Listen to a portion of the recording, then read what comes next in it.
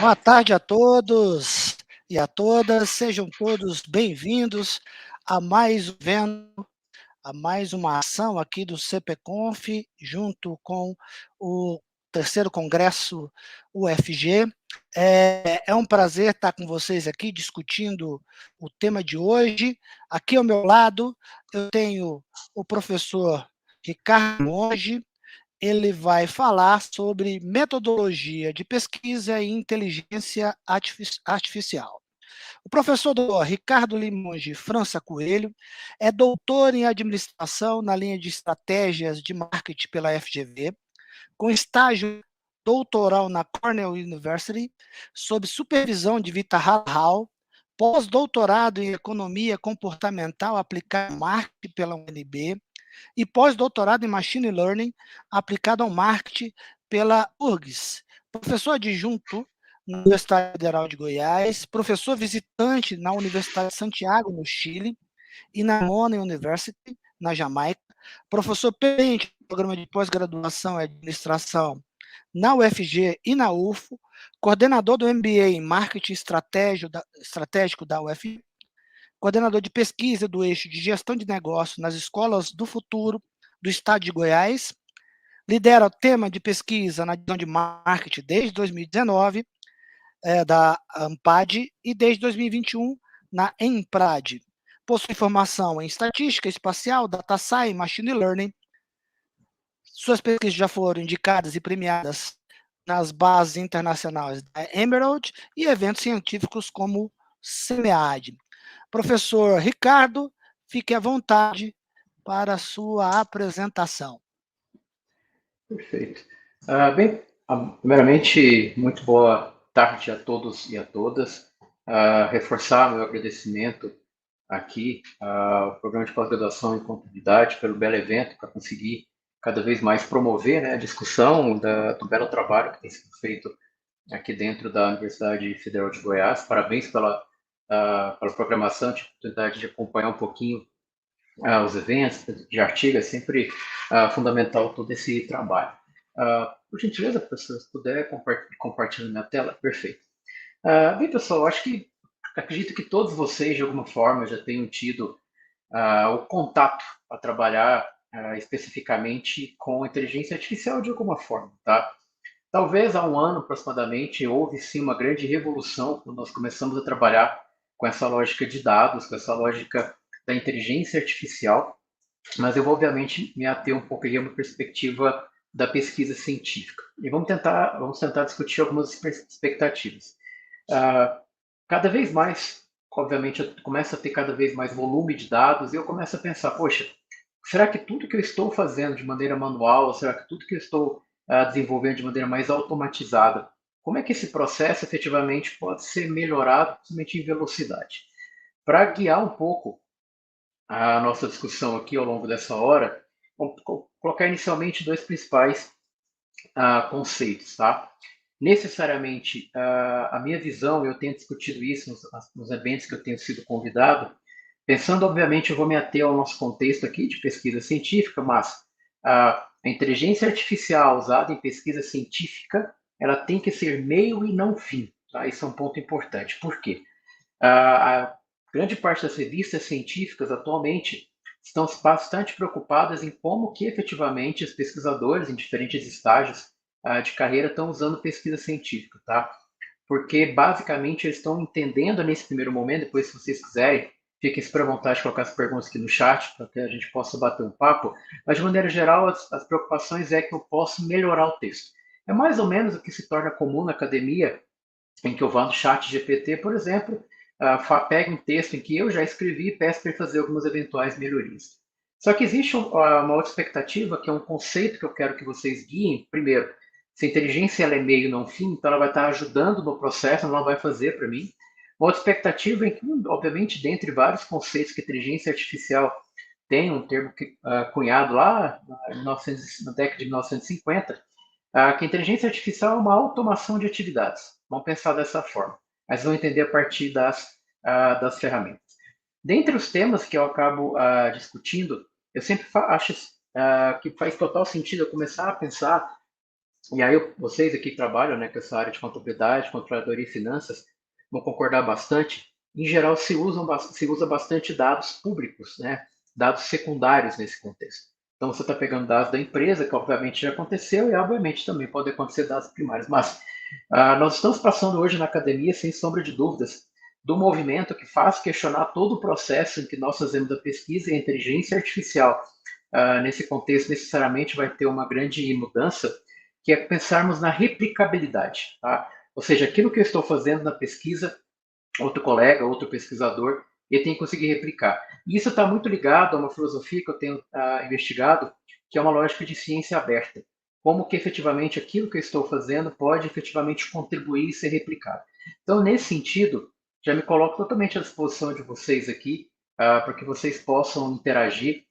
Dentre, obviamente, as grandes vantagens da profissão de pesquisador e professor, é essa troca, essa interação que eu possa ter com todos vocês. Então, eu acabo pegando sugestões ou dores de diferentes contextos, porque ao falar de inteligência artificial, eu posso levar essa discussão para diferentes plataformas, diferentes ambientes, e eu acabo fazendo algumas dicas como forma de tentar facilitar esse processo. E, obviamente, tentar fazer com que a nossa energia, o nosso foco fique muito mais concentrado na relevância, tá? Então, eu tenho concentrado e feito isso basicamente ali no Instagram, mas fiquem super à vontade de mandar mensagem. Poxa, você falou alguma coisa, eu queria entender um pouco mais, ou de repente eu queria facilitar uma outra ferramenta. Fique super à vontade para que nós possamos bater um papo e eu consiga realmente ajudar em vocês, tá? E aí também, pensando um pouco nesse sentido, tudo que eu estiver falando para vocês aqui, tá? Vocês batendo o QR Code aqui, batendo o celular de vocês, vocês vão ter acesso aos slides, vão ter acesso às plataformas que eu vou falar. Novamente, amarrando com o que eu acabei de falar para vocês.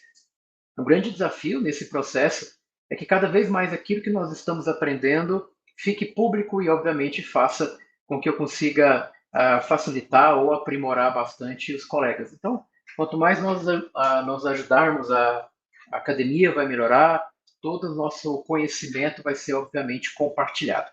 Para vocês entenderem, eu vou falar um pouquinho, obviamente, de uma visão geral do que está acontecendo quando nós pensamos em inteligência artificial no contexto de pesquisa. Na sequência, eu vou fazer uma discussão de algumas ferramentas, tá? E aí cabe alguns comentários gerais. Quando eu começo a pensar sobre ferramentas de IA, necessariamente vale a pena mencionar com vocês que virou um baita de um negócio, tá? Por quê? Grandes empresas, há 1 ano e meio, 2 anos atrás, elas começaram embrionárias dentro de universidades como forma de pegar dores de pesquisadores. Uma plataforma que eu vou mostrar para vocês, que era totalmente gratuita, por enquanto, você vai conseguir, por exemplo, pegar os dados os quais você está extraindo de plataformas como Web of Science ou Scopus, por exemplo, e você consegue fazer o fichamento, que é aquilo que a gente faz, basicamente a gente acaba fazendo na mão. Então, nesse contexto, eu estou ganhando mais velocidade. E esses grupos que acabam pegando o que nós executamos diariamente como pesquisador em diferentes etapas de uma pesquisa, isso acaba virando uma ferramenta. Então, eu vou mostrar para vocês algumas que podem nortear vocês, mas também aqui nesse QR Code vocês vão ter acesso a um bloco de ferramentas. De maneira nenhuma, já adianto a vocês que as ferramentas propostas aqui se esgotam. Tá? Existe aí uma grande variedade de plataformas, à medida que eu vou conhecendo, obviamente, vou validando para que eu consiga entender e explicar, acho que é um grande desafio nesse contexto também, mas para que vocês entendam plataformas, depois vocês possam pensar no que ela vai trabalhar. Tanto que se vocês pegarem no link, algo que eu tenho sempre falado para a audiência é assim, tenta, de repente, salvar isso nos favoritos de vocês, coloca lá uma pastinha nos favoritos como ferramentas de IA, vocês vão ver que isso vai automatizar bastante o trabalho. Pensando um pouco nesse contexto, o primeiro análise que nós temos que pensar é, efetivamente, o uso de inteligência artificial em pesquisa, necessariamente, ela vai estar totalmente ligada e, obviamente, bastante direcionada para que nós consigamos pensar como que a nossa pesquisa efetivamente consiga ter relevância, tá? Por que isso se torna importante? Porque se eu dou um passo atrás e começo a pensar enquanto pesquisador, obviamente tão importante quanto ter produções, ter impacto medido por meio de uma métrica que é quantidade de citação. E se vocês pegarem os principais editais hoje que estão à disposição para que nós, enquanto pesquisadores, nós possamos pleitear, está totalmente ligado à relevância. E aí uma frase do professor chamado Richard Taylor, professor da Universidade de Chicago, vencedor do Nobel de Economia Comportamental no ano de 2017, que vai dizer que a nossa pesquisa tem que ser sobre o mundo, mas não necessariamente sobre a literatura. Depois ele acaba mergulhando um pouquinho mais nisso, dizendo que grande parte do que está sendo discutido é que a gente consiga usar a literatura para explicar o que está acontecendo no mundo. E aí isso, obviamente, é um avanço. E a inteligência artificial vai ajudar. Por quê? Enquanto eu estiver fazendo alguma coisa, por exemplo, na mão, enquanto eu começo a ler vários artigos, eu tenho que conseguir pensar no processo. Ou seja, poxa, imagina eu gastar 2, 3, 4 meses para identificar ou avaliar eventual problema de pesquisa e depois, por exemplo, eu não tenho mais. Entendo que não é relevante, perdi tempo. Então, o uso de inteligência artificial é uma forma de eu conseguir avançar uma avaliação se efetivamente aquela literatura ou aquele problema de pesquisa ele está ligado ou não, por exemplo, a uma expectativa de contribuição. Nesse sentido, só para vocês poderem entender, quando eu começo a pensar na lógica de dado, então pensando no input, no que está indo de informação, quando eu começo a trabalhar com inteligência artificial, pensem o seguinte: cada linha dessa que está na tela, para que vocês possam entender, é como se fosse uma coluna que eu tenha no meu banco de dados e, obviamente, a inteligência artificial vai avaliar. Então, para vocês pensarem, seria cada coluna uma informação do meu artigo e, obviamente, depois as linhas são os artigos. E vocês vão verificar, só a título de curiosidade, por isso que a inteligência artificial necessariamente ganha volume e relevância para o ambiente acadêmico e, obviamente, para outros ambientes também. As plataformas chegam a ler 220 a 280 milhões de trabalhos. O que eles fazem? Basicamente, eles vão aprendendo com uma expectativa ou uma lógica, que talvez você já tenha ouvido falar, que é a perspectiva de machine learning ou máquina de aprendizado, em que eu vou dando um retorno, um feedback para a expectativa, por exemplo, do algoritmo. Então, se ele montou alguma coisa legal, se ele me apresentou uma informação bacana, necessariamente eu vou dizer para ele, ó, concordo ou não ficou legal, e aí eu consigo posicionar um pouco esse processo. Como vocês estão vendo na tela, e aí começa a ter também uma outra estratégia para nós enquanto avança, tá? Por quê? À medida que eu estou escrevendo o meu artigo, eu tenho que buscar a citação. E se olha só, se a inteligência artificial já leu 220, 280 milhões, ele consegue, obviamente, entender o que seria um eventual padrão de melhoria do trabalho. Então, começa a ter uma estratégia, por exemplo, de como que nós vamos escrever e, obviamente, tentar a publicação. Vou dar um exemplo para vocês. O terceiro autor desse artigo, recentemente, ele tem um artigo sobre o processo de visão sistemática da literatura. Depois, se alguém tiver interesse, pode mandar uma mensagem que eu compartilho com vocês, em que ele fala, olha, a partir do momento em que eu começo a entender mais sobre produção, eu começo a entender mais sobre o dado, e como que a inteligência artificial, lendo muito artigo, ele começa a entender a oportunidade, vai dizer o seguinte: geralmente, quando eu vou numa base como a Scopus ou a Web of Science, uma base de dados que estão ligados a vários periódicos, que tem vários artigos para que eu possa exportar e analisar, em geral, numa busca simples, eu tenho pelo menos o resultado de título, palavra-chave e resumo. Eu tenho pelo menos essas três informações. E aí ele começa a questionar, poxa, se o algoritmo, a ideia é que ele consiga pegar informações em arquivos, lembra das colunas diferentes, muitas vezes, enquanto pesquisadores, a gente tende a repetir a palavra no título, palavra-chave e resumo. Aí ele questiona, poxa, se o algoritmo está entendendo que está tendo uma replicação, por que eu não tento colocar sinônimos? Porque aí, de alguma forma, eu consigo ter uma abrangência maior na hora de encontrar. São achados como esse que se tornam, obviamente, totalmente estratégicos para que nós possamos efetivamente ter melhorias na escrita a partir do volume e, obviamente, também do aprendizado. E, então, existem, obviamente, grandes vantagens por trás de tudo isso. Vou colocar para vocês aqui basicamente duas, que são formas da escrita científica. Eu vou até colocar uma discussão que fique super à vontade para vocês colocando no chat, para que a gente possa discutir mais ao final. Existe hoje uma grande mudança em relação à forma da escrita científica, tá? Para vocês terem uma ideia, algumas associações de editores científicos, algumas revistas, começam a questionar o processo de como eu entrego. Para vocês entenderem mais ou menos, depois de uma pesquisada, chama Nature Human Behavior, por exemplo, que fala um pouquinho de pesquisa científica, os editoriais, eles têm dito que, na visão deles, isso não é algo que está muito distante, a nossa expectativa vai ser escrever um artigo na minha língua materna, em português, por exemplo, e vou mandar isso para uma revista, Como a inteligência artificial já leu e ela não está preocupada com o idioma porque ela consegue aprender, eu vou começar a ter um artigo em que eu vou clicar na bandeirinha, por exemplo, de um país que reflete o idioma, e automaticamente eu consigo ler o artigo de qualquer idioma, mesmo se não sendo escrito naquele idioma, que é uma perspectiva multilíngua. E isso vai fazer com que, obviamente, o nosso processo de escrita fique cada vez melhor. Pensando cientificamente, isso faz total sentido, porque cada vez mais, com a expectativa e a contribuição da inteligência artificial, a expectativa é que eu consiga ter cada vez mais trabalhos e eu consiga ter cada vez mais textos bem escritos. Dentre as plataformas que estão aqui na tela, vou dar ênfase basicamente em duas inicialmente, o Grammarly e o Wordtoon. Basicamente, o que ela vai conseguir fazer? Ela vai pegar o teu trabalho, então você já escreveu, ela tem sim potencialidade de trabalhar tanto em português quanto em inglês, mas dentre as vantagens que você pode ter é pensar no seguinte: ele tem um grande volume de dados diário. O Grammarly, por curiosidade, ele surgiu a partir de uma perspectiva de agência de publicidade que queria melhorar o texto publicitário. Eu consigo criar uma persona no Grammarly. Eu falo quem eu sou, quem é minha audiência, a característica do meu texto. E ele vai conseguir criar características ou aspectos um pouco diferenciados nesse sentido. Então, algo que também começa a ter impacto na inteligência artificial é conseguir aprender efetivamente o que é um texto bem escrito. Então, as revistas agora, por exemplo, já começam a discutir o seguinte: em geral, quando nós temos o artigo aceito, por exemplo, eu tenho que mandar uma carta ou mandar para uma revisão. Algumas revistas, por exemplo, já começam a aceitar que, ao invés de você ter que mandar para uma editora, para uma revisão gramatical, ou de maneira geral, você pode pegar, por exemplo, o relatório de uma inteligência artificial que validou. Por quê?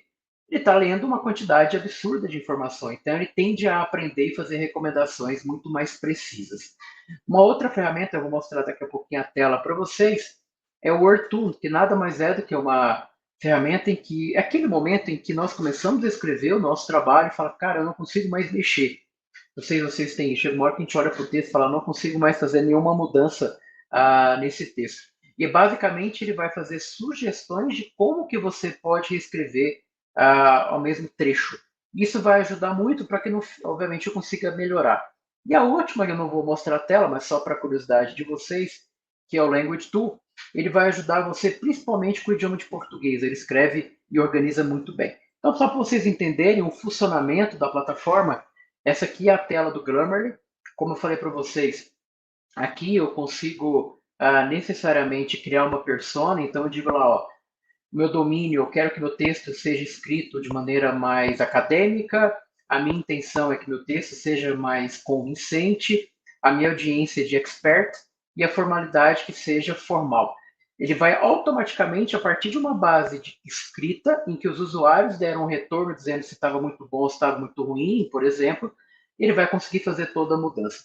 Basicamente, o que vocês estão vendo na tela, cada uma dessas palavras que estão sublinhadas, ela vai mostrar que eu posso ter uma outra forma de escrever.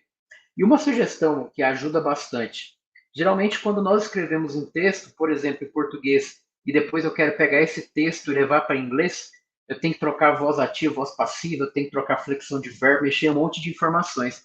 E aqui a plataforma, eu já levando para inglês, ele consegue revisar todo o processo. E claro, quando eu começo a fazer esse processo, numa lógica de editorial, a própria CVE e a Emerald soltaram recentemente, né, duas editoras científicas, um posicionamento sobre o uso de inteligência artificial nesse contexto. Essa melhoria ela é permitida, porque o texto já é meu, eu estou tendo basicamente uma revisão sobre essa terminologia. E aqui a plataforma que eu falei para vocês, do Wordtoon, em que o objetivo dela é reescrita. Então, como vocês podem ver, eu tenho um trecho e agora eu quero reescrever esse trecho. Eu quero que ele me mostre formas de eu conseguir escrever. É aquele momento em que nós escrevemos uma frase e fala, eu não consigo mais entender, eu não consigo mais reescrever, mesmo estando confuso. E aqui eu consigo ter uma série de opções, eu consigo efetivamente avaliar e, obviamente, ter mais facilidade em ter opções, porque chega uma hora que a nossa criatividade, literalmente, ela acaba. E quando eu começo a pensar tudo isso, só para dar uma ideia para vocês, a inteligência artificial, pensando numa lógica de pesquisa, necessariamente eu preciso ter uma fonte de informação. Vamos pensar junto o seguinte: quando eu faço uma busca, O grande desafio hoje das editoras, por exemplo, elas têm um contrato com as universidades para que nós consigamos, por exemplo, acessar.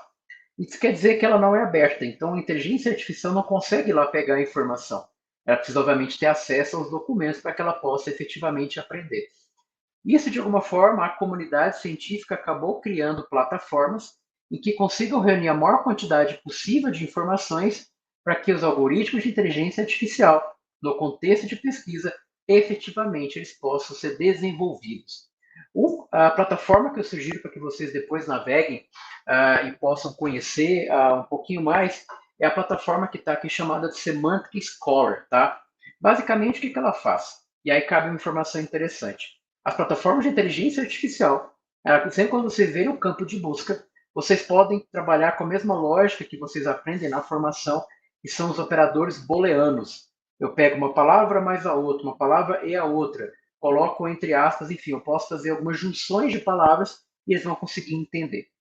Então, quando eu entro, por exemplo, no Semantic Scholar, ele vai estar conectado a uma série de artigos, em geral, obviamente, aqueles que estão como Open Access, e aí eu consigo, obviamente, fazer uma avaliação desse trabalho. O que se torna interessante? Se às vezes você não tiver acesso, por exemplo, a entrar no Web of Science no Scopus, porque às vezes eu tenho que entrar no login, entrar numa senha, pedir autorização do servidor e tal, vocês podem vir direto aqui e conseguir fazer toda a exportação. Lembrando que a inteligência artificial vai aprender com aqueles artigos. Só para vocês lembrarem, talvez uma memória mais visual, quando vocês verem um artigo que tem um cadeado, mas a parte de cima está aberta, quer dizer que aquele artigo é o acesso aberto no Open Access. E aí é um artigo em que a IA, de fato, vai conseguir chegar e pegar. E isso, obviamente, começa, como eu falei a vocês, a ter efetivamente um grande desafio nesse processo, que é conseguirmos pensar quais as dores dos pesquisadores, qual plataforma que eu consigo fazer. Antes de mostrar para vocês, já adianto o seguinte: a tendência hoje para trabalhar com ferramentas de inteligência artificial é pensarmos uma lógica em que uma única plataforma consiga fazer muitas coisas. Vou dar um exemplo. A minha área, digamos, de estudo concentrada basicamente em marketing, é como se eu pensasse em que eu consigo comprar tudo que eu quero em uma plataforma só. Aqui eu consigo comprar tudo, eu não preciso ficar buscando vários fornecedores. Levando para cá, para aplicar no contexto aqui da nossa discussão. Na mesma plataforma, eu escrevo, eu analiso, eu faço um gráfico, eu faço revisão, eu faço um contato, por exemplo, com revisores. Isso é um pouco, efetivamente, da tendência. E eu vou mostrar para vocês algumas plataformas, só para a título de curiosidade, para que a gente possa aproveitar aqui a segunda parte da nossa hora e fiquem só, estou vendo aqui o chat, posso bater no papo com vocês, tá? Eu vou só inverter aqui, professor Carlos, eu vou compartilhar rapidamente aqui a minha tela, para que vocês possam acompanhar aqui, tá?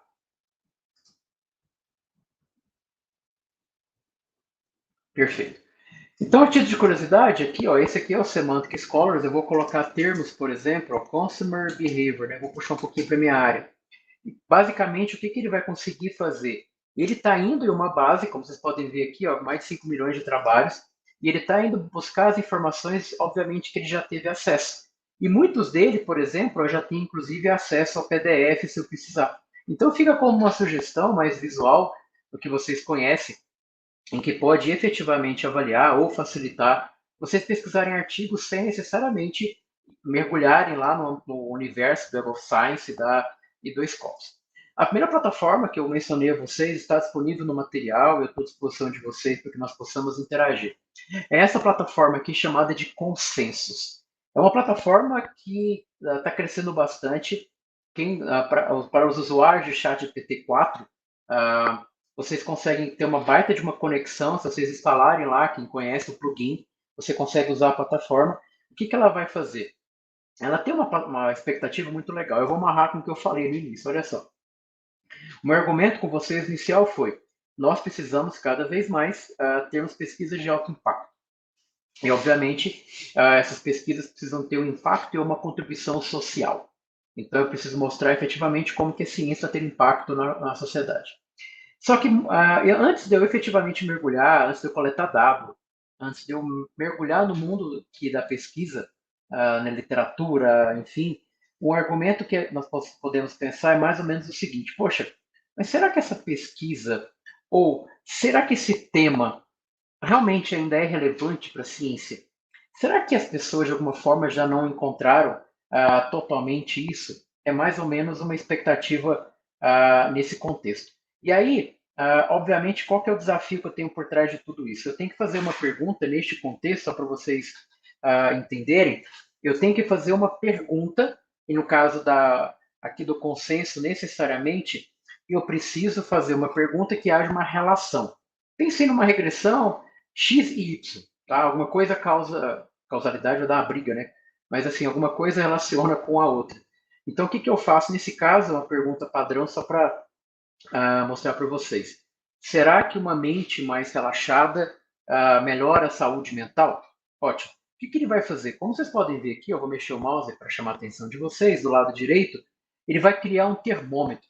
E nesse termômetro, ele vai pegar as terminologias, vai lá no Semantic Scholars, porque ele precisa de uma base única, as plataformas acabam puxando de lá, e vai fazer a avaliação a partir das relações que ele encontra. Nesse caso, ele conseguiu analisar 19 artigos a partir daquela base e chega com a análise que 95% dos papers que eles já leram entendem que essa relação acontece. Ou seja, uma mente mais tranquila faz com que eu melhore, por exemplo, minha saúde mental. Aí eu volto à relevância. Poxa, ao invés de eu levantar literatura, ao invés de eu ficar sofrendo várias etapas da pesquisa, eu posso parar e falar, peraí, se eu já consigo fazer o estudo com o IA em 2 minutinhos, em que não é necessário pesquisa, porque já tem um consenso, poxa, eu vou pensar o problema de pesquisa, ao invés de eu gastar energia lá na frente. Lembra que eu falei que um conceito a ser usado, inteligência artificial, é automação de tarefas. Concordam? Vocês estão para a gente poder bater um papo aqui? Coloca depois a opinião de vocês aqui no chat. Concordo que eu, enquanto pesquisador, eu, redes humano, eu conseguiria fazer isso. Só que aqui eu estou ganhando velocidade. Então, ao invés, por exemplo, de eu ficar gastando a minha energia em fazer várias pesquisas que podem não dar em nada, eu testo a minha ideia de pesquisa, eu testo meu problema de pesquisa antes de eu começar a mergulhar. Vejam, inteligência artificial é meio. Quando eu digo mergulhar, aí você vai entender que você tem um problema de pesquisa que é bacana, você vai dar o próximo passo, que é ler os artigos. E aí não tem jogo, você tem que realmente ler para aprender. E outra ferramenta acaba ajudando também em outros pontos. Olha, você pode tirar informações específicas. Ó. Ele já pode falar sobre a população, sobre a amostra, você consegue exportar essas informações. Então, isso vai ajudar bastante quem trabalha, por exemplo, com meta-análise, e que muitas vezes tem que ficar correndo atrás do artigo. Você consegue pegar os tipos aqui de método e depois você consegue, inclusive, exportar esses resultados. Então, automatiza uma criação de uma base, por exemplo. Então, é uma ferramenta que vocês podem testar, principalmente aqui no ambiente contabilidade, controladoria e finanças, para que vocês possam avaliar eventuais relações que estão ligadas ao problema de pesquisa de vocês, para que vocês consigam operacionalizar. E aí, acredito que vocês já tenham percebido a estrutura ou efetivamente o que está amarrado por trás da inteligência artificial, ela pensa com uma lógica de problema de pesquisa. Então, aquelas aulas introdutórias de metodologia de pesquisa, elas são fundamentais. Quanto melhor eu pergunto, melhor é a minha resposta. Fazendo um paralelo, quem já usou o Bing do Edge, por exemplo, que é o ChatGPT-4 por trás, se você já usou o Bird do Google, por exemplo, ou se você usou o próprio ChatGPT da OpenAI, já perceberam que quanto melhor é a pergunta, melhor vai ser a resposta para que você está querendo. Então, isso vai fazer com que nós, enquanto pesquisadores, nós possamos de alguma forma equilibrar essa expectativa entre aquilo em que efetivamente eu quero, mas eu tenho que de alguma forma aprender a fazer essa pergunta. Tecnicamente, a boa e velha termo que já está em moda na arte de tecnologia, que são, nesse caso aqui, os prompts. Ok? Muito bom. E aí, quando eu começo a falar efetivamente em chat GPT, algo que sempre me pergunto é assim, poxa, mas eu falo com o chat GPT, de vez em quando ele responde umas coisas nada a ver, né? Tecnicamente nós chamamos isso de alucinação. Como é que nós podemos resolver? Pense o seguinte, o que nós usamos enquanto chat GPT é um algoritmo, e ali tem uma cara para você conseguir interagir. Mas existem outras plataformas em que usam esse mesmo algoritmo, obviamente com saídas diferentes. Uma outra plataforma que está mencionada no documento para que vocês possam acessar, tem o nome aqui à esquerda, que é chamada de Perplexity.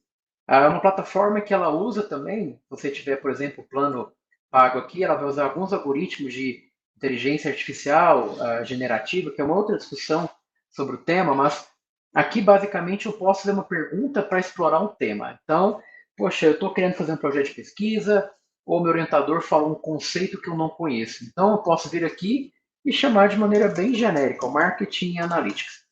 E aí vocês começam a pensar o seguinte, o que eu posso fazer? Eu venho aqui ó, em Focus, eu não quero a internet, eu quero que ele busque determinado bloco de conhecimento dele. O ChatGPT, via OpenAI, por exemplo, não consigo. Ele vai perguntar para toda a base que ele tem. Então, o Perplexity pode ser uma forma de você conseguir ter respostas mais específicas, aberta, e obviamente vocês vão conseguir entender na próxima etapa, em que você consegue saber de onde ele tirou aquele conhecimento. Qual foi a fonte. Então, eu vou colocar isso e vou marcar aqui, por exemplo, o campo de acadêmico. E eu vou mandar ele pesquisar. Vocês vão perceber que à medida que ele cria o texto, ele coloca ao final aqui alguns números. Cada um desses números aqui remetem a uma referência. Então, por exemplo, referência 1 seria esse artigo. Eu vou dar um zoom aqui para chamar a atenção de vocês. Está aqui um artigo, e desse artigo, está vendo o símbolozinho lá do Semantic Scholar? Então, novamente, as plataformas vão lá no Semantic Scholar, por isso vale a pena vocês experienciarem um pouco a pesquisa de artigos por lá, porque eles estão trazendo resultado de lá. Então, deixa eu diminuir um pouco aqui a resolução. E aqui eu consigo, por exemplo, ter um primeiro conceito sobre um tema que eu não conheço para avaliar. Então, veja, eu posso dar a primeira plataforma para, de alguma forma, entender se a relação que eu estou imaginando, construtos, por exemplo, vão fazer sentido, mas depois eu quero um conceito sobre os construtos, mas eu quero um conceito teórico, eu quero um conceito em que, de repente, eu possa, a partir dali, explorar os próximos passos, que seriam identificar as referências. Quais são os artigos para isso? Ok? Muito bom. E, pessoal, fiquem então à vontade de colocar as perguntas aqui, nós vamos batendo papo na sequência. O professor Carlos gentilmente vai intermediar aqui a nossa conversa, tá bom? Fica à vontade. Beleza. O Marcos Vinícius, ele coloca o seguinte: como posso mensurar se um artigo científico que escrevo usando uma ferramenta de inteligência artificial é suscetível a plágio? Beleza, excelente. Marcos, olha só, vamos separar duas coisas, cara. A pergunta é muito boa. A inteligência artificial ela vai gerando as palavras numa lógica de probabilidade. Então, ela vai na base dela e vai criando textos diferentes. O plágio, eu tenho que encontrar exatamente aquele termo, aquelas palavras em outra fonte, que dificilmente vai acontecer. Tanto que se você for pegar as plataformas hoje, na UFG, por exemplo, que vai para a banca, tem que passar por uma plataforma de um relatório de plágio, que a secretaria faz, tem todo um trâmite hoje interno. O que ele vai verificar? Se aquilo que você escreveu na sua dissertação, na sua tese, no seu artigo, se aquilo já está escrito em algum lugar. Aí vai descobrir com algum percentual. O que está sendo discutido hoje do artigo científico com o uso de IA é o percentual de uso de IA no seu texto. Porque, veja, se eu escrevi um texto e eu passo nas ferramentas, eu posso depois, me manda mensagem que eu te passo algumas como Originality, eu vou mostrar uma agora também que faz isso. Qual que é o parâmetro que ele vai fazer? Texto original, X% feito por IA e X% feito por humano. Essa é a discussão, não é o plágio. É o percentual em que o ser humano não criou, foi a máquina que criou. Nossa, bem legal isso, hein, Limoges? Bem legal. Reniele coloca o seguinte: recentemente defendi minha tese e utilizei GPT-4 para revisar o texto. Melhorou muito minha escrita. O processo de revisão com IA te leva a ler e reler o texto e acabamos aprendendo muito com isso. Excelente, Reneiro. Dá para conseguir pensar bastante no processo de edição, tá? Porque veja só, pessoal, lembra que eu falei da lógica de perguntar? Se eu peço para que, por exemplo, ele gere um texto, tire jargões, tire vício de linguagem, é brilhante. Porque chega uma hora, né, entre pesquisadores aqui, em que a gente não consegue mais melhorar o texto, chega uma hora que a cabeça para. E aí você coloca, ele vai conseguir ajudar.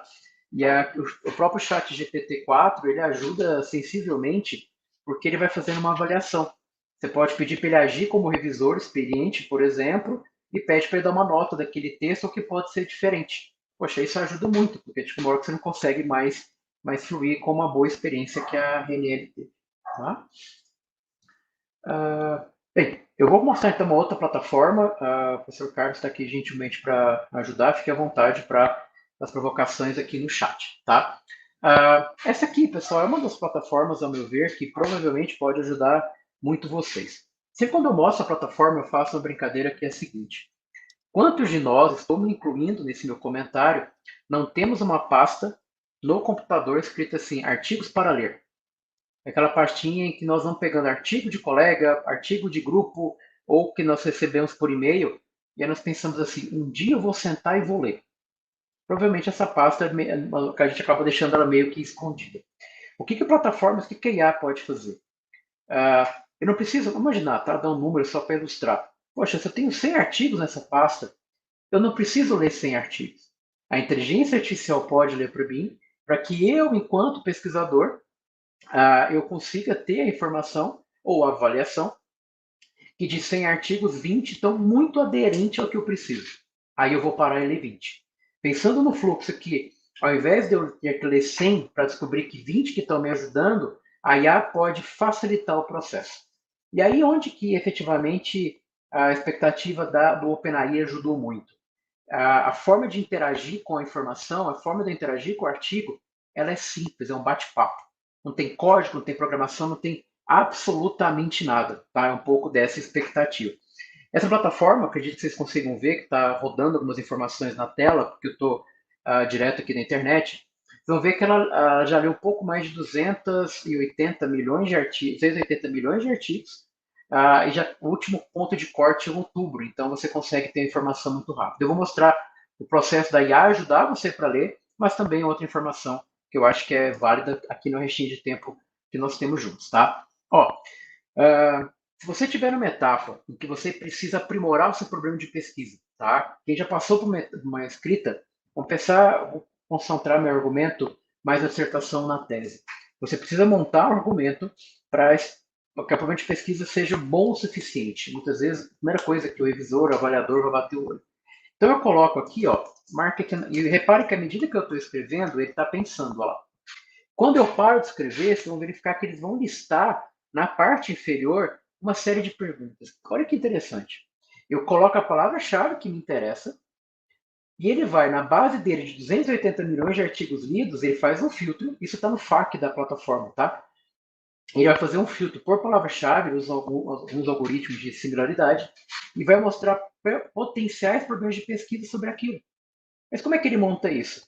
Ele vai pegar o artigo, todo artigo tem, por exemplo, uma seçãozinha lá de limitações ou contribuições de pesquisas futuras. Ele vai pegar esses blocos e analisa e vai tentar fazer para você uma proposta de problema de pesquisa.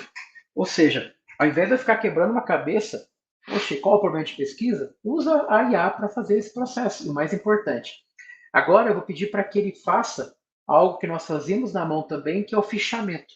Aquela planilha em Excel em que eu tinha várias colunas que são informações do artigo. Automaticamente ele vai fazer isso para mim. Então, vocês entenderem, de repente, uma sugestão de processo seria: eu estou bolando o meu problema de pesquisa e, obviamente, eu preciso que o meu problema de pesquisa já tenha uma literatura aderente. Poxa, mas eu não conheço nenhum artigo. A plataforma de IA vai fazer exatamente isso para você. Então, o que eu estou fazendo aqui? Ó? Poxa, eu gostei dessa primeira palavra, dessa primeira proposta de problema de pesquisa. Eu poderia não seguir? Poderia. Depois vale a pena vocês brincarem um pouquinho com isso. Eu vou clicar. O que ele está fazendo? Ó? Automaticamente ele está indo lá na base do Semantic Scholars, puxando similaridade e montou aqui para mim meu fichamento. E o melhor, ó, aqui do lado direito, onde eu estou destacando com o mouse, você pode inclusive exportar para CSV.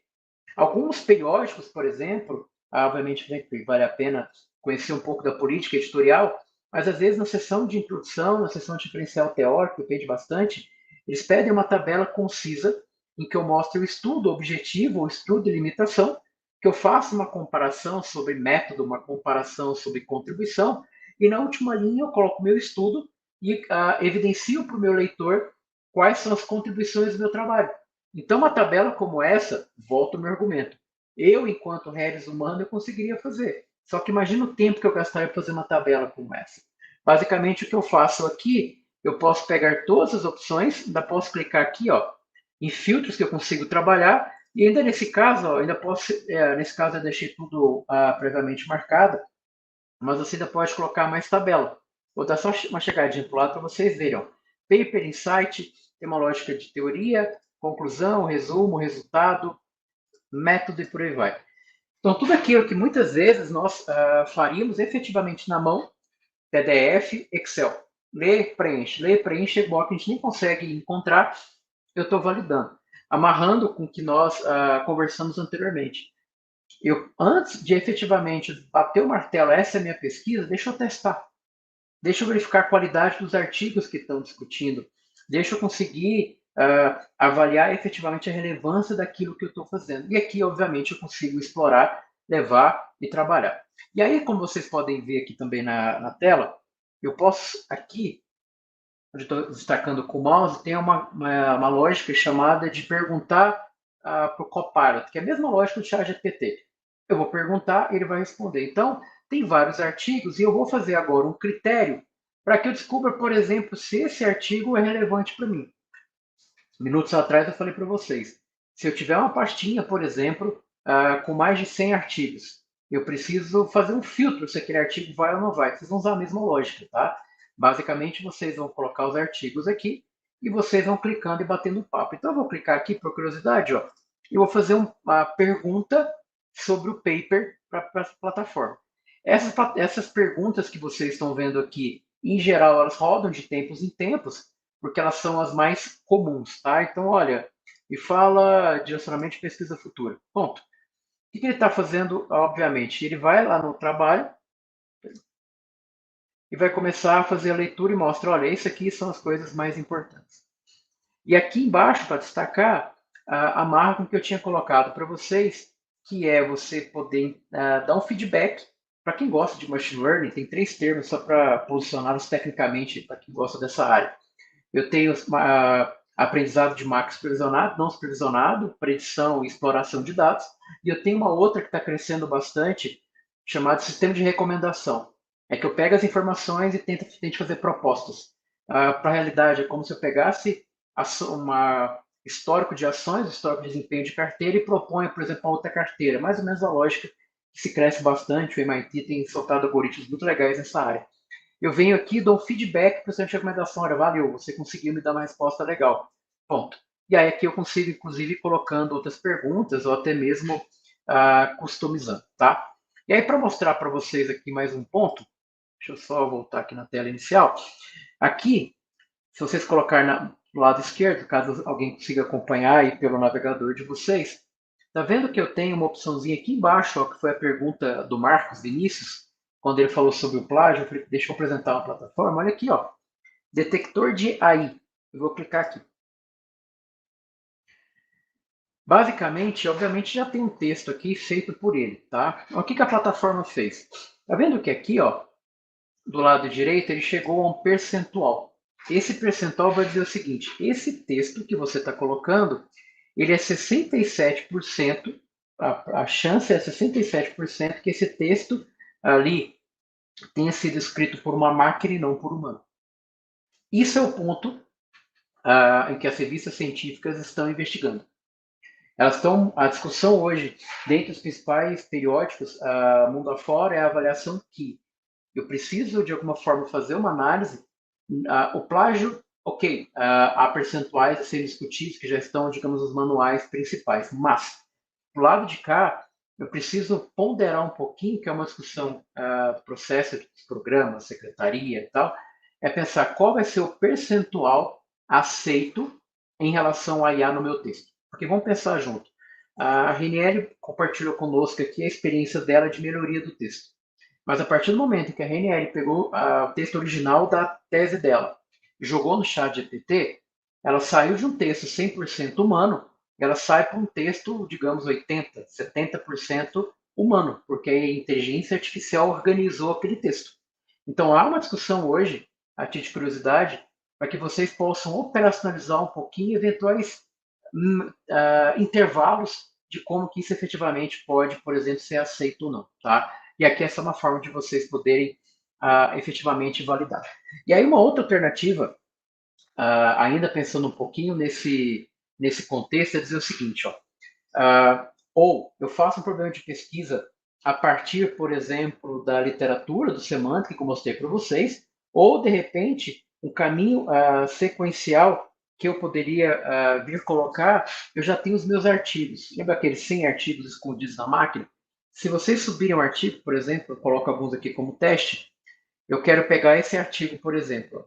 Eu posso vir aqui fazer uma conversa com a plataforma e aqui eu posso ir tirando algumas ideias para que eu consiga avaliar, por exemplo, eventual expectativa se faz sentido ou não. Tá? Esse é o primeiro ponto.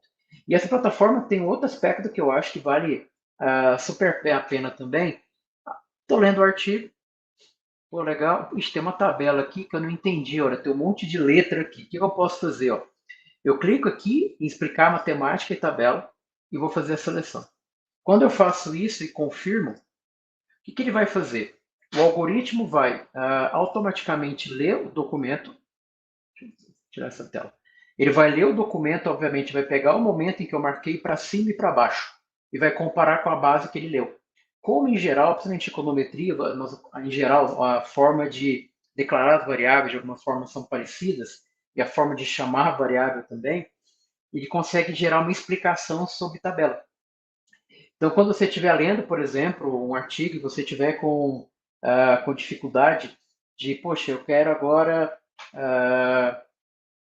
estou com dificuldade em ler o meu trabalho, ou de repente eu preciso explorar um pouquinho também sobre melhorias. Então, nesse caso, eu posso ter dificuldade, além de ler para mim um artigo, ainda pode me explicar o artigo, que é uma lógica também aqui de assistente, tá? Então, uma plataforma que pode ajudar vocês a efetivamente compreenderem o uso de IA, para que vocês possam efetivamente colocar isso no dia a dia de vocês.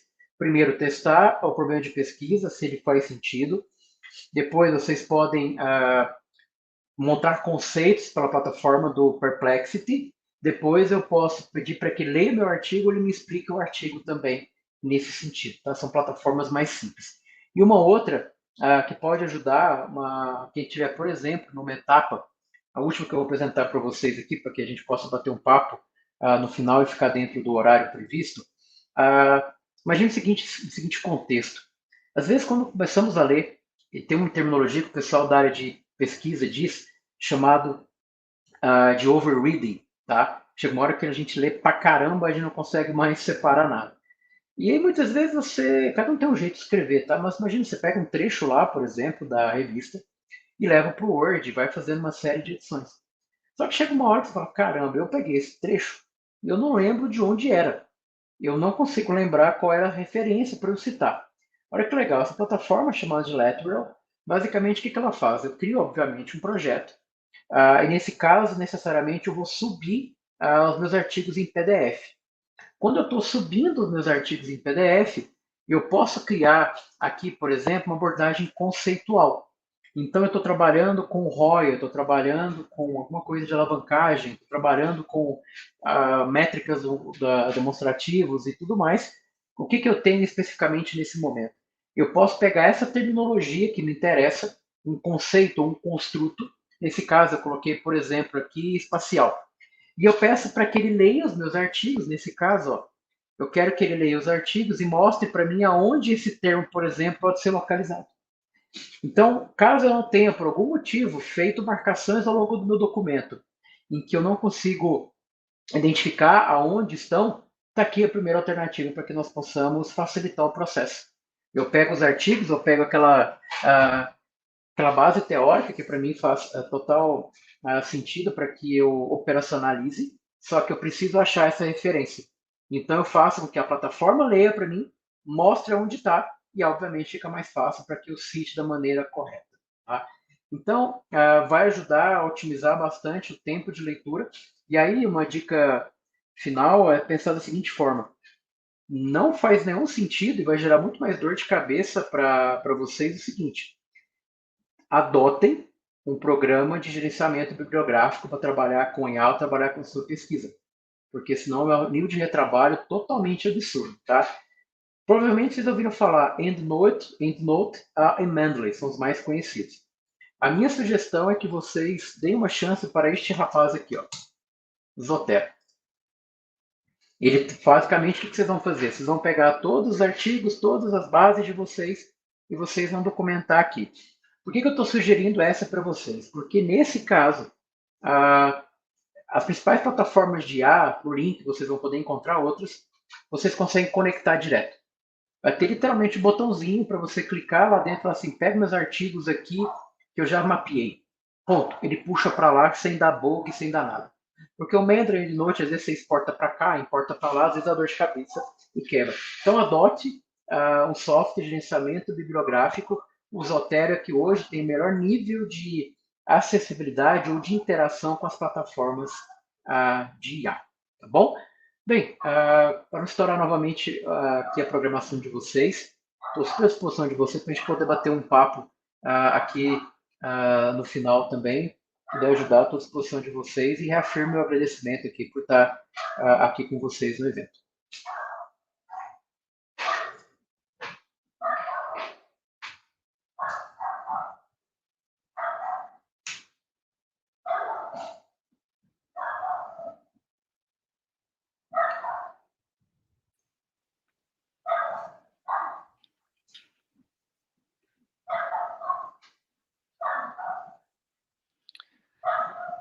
Muito bem, professor Ricardo, está me ouvindo direito aí? Eu caí Perfeito, aqui ainda há ouço pouco. bem. Ouço bem. Vou passar algumas perguntas aqui dos colegas. O professor Kleber fez uma pergunta aqui, ele conseguiu usar o chat, e ele pergunta o seguinte, na perspectiva de orientação, como orientar o aluno na perspectiva ética de produção do conhecimento? A ferramenta está posta, porém, a perspectiva de fronteira de construção do conhecimento, o que é do aluno e o que é da máquina, como você direciona a orientação nesse sentido? Bem, obrigado, professor Kleber, até pela mediação também, para estar aqui e pela pergunta. Professor, a tua pergunta é bacana porque ela está muito ligada a uma discussão que está vindo pelas áreas, tá?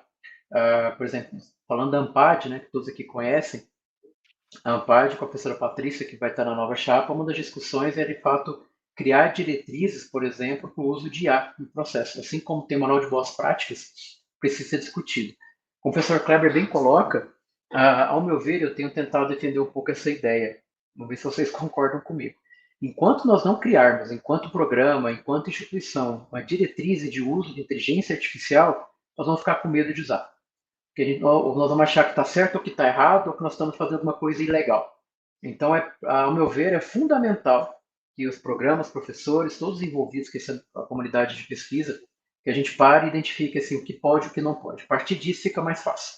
Tá? Assim como o chat GPT. Usando da maneira correta é ótimo para aprendizado. O que não dá para você fazer sua atividade, mas para te ajudar, bacana. O que está sendo feito também, professor, como forma de mapear? As revistas, de maneira geral, a Elsevier tem feito bastante isso. Se você avaliar um artigo, até compartilhar comigo hoje, se você avaliar um artigo, no finalzinho tem 5 perguntinhas para você responder. Se você viu alguma coisa de IA e como foi usado. Ou seja, ainda não está claro como está sendo usado e quais ferramentas, porque proliferou demais. Tá? Agora, pensando em como orientação, eu, pelo menos no meu processo de orientação, eu tenho recomendado fortemente que os alunos façam. Usem para otimizar o tempo. Mas eu sempre argumento com eles, a discussão é sua. O que ela vai ajudar é ganhar velocidade, você tirar fotografia. Por quê? Até conversando outro dia com um colega, eu brinquei, daqui a pouco o chat GPT precisa fazer um ponto eletrônico, porque cada vez mais o texto vai ficar melhor escrito. Só que eu preciso bancar a minha ideia. E aí não adianta, eu tenho que ter lido. Aí não é inteligência artificial, é a humana. Então, no processo, mostrar em que fazer fichamento, essa parte, deixa a máquina fazer. Agora, eu preciso ler os artigos depois e argumentar. Eu acho que é um pouco do processo com diretrizes estabelecidas. Beleza, muito bom. O professor Elírio também coloca uma pergunta aqui. Ó. Se eu usar a IA para traduzir o artigo por mim escrito, ele pode ser detectado com o uso de IA no artigo? Pode, por quê, professor? Obrigado pela pergunta. É legal para a gente esclarecer o seguinte. Quando eu estou trocando o idioma, ele vai fazer uma nova formação de frase, porque ele vai readaptar ao idioma, por exemplo. Então, ele tende a ter um percentual de IA, porque está fazendo sim um processo de tradução de edição, atuando como se fosse um revisor. É como se, por exemplo, eu pegasse meu texto original e mandasse para um tradutor. Meu texto vai estar diferente do que eu escrevi em português quando foi para o inglês. Então, tem uma contribuição do revisor, mas tem a contribuição, nesse caso, da IA. Então, há sim um percentual aqui de detecção. Agora, não é errado usar, novamente, o que eu acho que precisa ser feito é falar o intervalo. Pode até 20%, 30%, tá tudo certo. Esse intervalo, para mim, é fundamental para que a gente autorize de alguma forma e valide o processo de aplicabilidade. Ok, e vamos para a última pergunta. O Marcos, novamente, pergunta: o que posso usar para verificar a porcentagem escrita por IA? Desculpe se já citou, fiquei fora por 10 minutos aqui. Não, tranquilo, Marcos. Olha só, se você entrar nessa plataforma, até a tela ainda está aberta, tem a plataforma chamada CSI Space, que está no material para vocês verem. Aqui, ó, se você jogar o mouse para a esquerda, ele vai abrir o menu. Aí você busca aqui embaixo o detector de AI. Quando você clica, ele lê até 1.500 palavras simultâneas, tá? Então, aqui ele vai pegar o texto e vai verificar a probabilidade daquele ter sido gerado por humano ou ter sido gerado por máquina. Nesse caso, por exemplo, ele avaliou que 67% desse texto, na análise dele, foi criado por IA. Então, plataformas como essa ajudam a avaliar. Existem outras mais precisas, tá? Mas a lógica é essa, descobrir se aquela frase, se aquele texto foi criado por humano ou não. Só para amarrar o argumento, para estourar o tempo, se vocês verificarem como o ChatGPT cria texto, é diferente do nosso. São frases mais curtas. Isso, obviamente, está ligado à proposta de criação. Ok, muito obrigado, professor Ricardo Limonge. Foi uma hora de extremo aprendizado e os comentários aqui refletem o quão boa e quão informativa foi a apresentação. O Lírio coloca parabéns pela clareza e qualidade da oficina. O Dilo coloca obrigado, boas sugestões. O Elton foi muito produtivo, quanta informação, uma única apresentação, parabéns. Então a gente assim agradece demais a apresentação, foi muito rica, professor. Eu sei que o senhor usa suas redes sociais para dar mais dicas, né? Se quiser comentar alguma coisa, sei que você falou no início, né? Mas de repente o pessoal não pegou no meio, então fique à vontade aí para fazer seus comentários e seu comentário final. Beleza, então reforçando, muito obrigado, Carlos, pelo convite, a todos os colegas, parabéns aí pelo evento, pela divulgação, para toda a comunidade. Fico à disposição, pessoal, basicamente eu tento concentrar dicas ali, se não tiver alguma coisa me pede que eu faça, @limonge, que é meu sobrenome, com GI no final, que é um Instagram que eu tenho consolidado, e estou fazendo alguns vídeos também ali para o YouTube, que são vídeos mais longos para ajudar. Tá? Então fique sempre à disposição, se tiver dificuldade, uma dica de alguma plataforma, eu estou à disposição de vocês, que todos aqui tenhamos um baita de um evento também e boas pesquisas. Ok, muito obrigado, professor. Muito bom essa apresentação, vai estar gravada, tá, pessoal? No YouTube do programa e do CPConf. E, novamente, agradeço aí. Agora a gente vai para a nossa cerimônia de encerramento. Obrigado, professor. Tchau, tchau, pessoal. Nos Obrigado, encontramos gente. na Até mais. cerimônia. Tchau, tchau. Tchau.